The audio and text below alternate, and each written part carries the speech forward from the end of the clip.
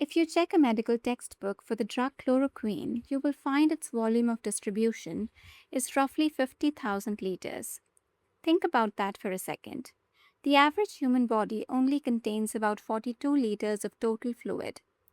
How can a drug dissolve into a volume of fluid that could fill a backyard swimming pool?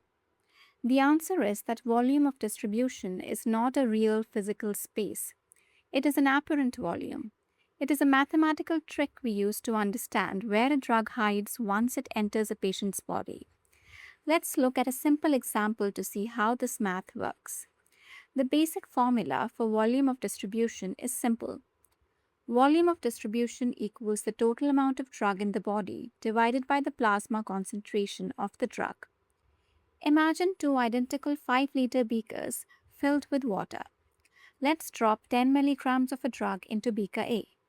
The drug stays entirely in the water, dissolves evenly, and we measure the concentration. It reads 2 milligrams per liter. If we do the math, 10 milligrams divided by 2 milligrams per liter gives us exactly 5 liters. Perfect. The calculated volume matches the real volume.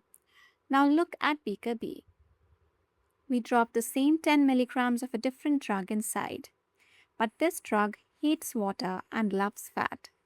It instantly leaves the water and hides inside a sponge at the bottom. When we sample the water now, the concentration is incredibly low. Let's say 0.1 milligrams per liter. Let's plug that into our formula. 10 milligrams divided by 0.1 milligrams per liter gives us a calculated volume of 100 liters.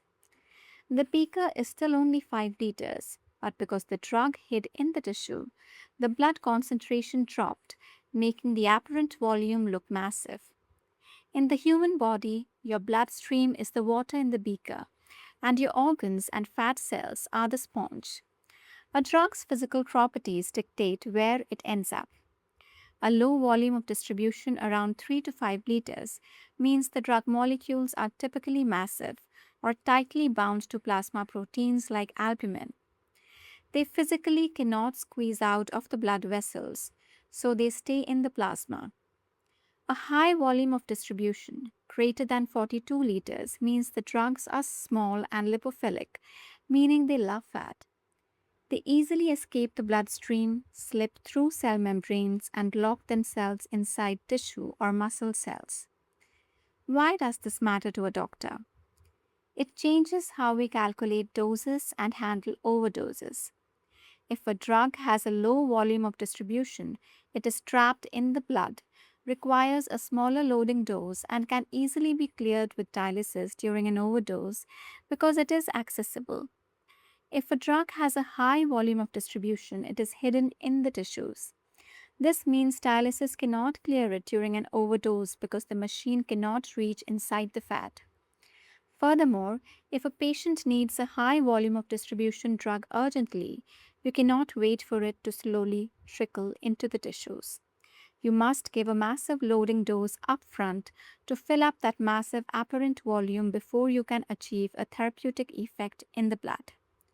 Remember, low plasma concentration equals a high volume of distribution.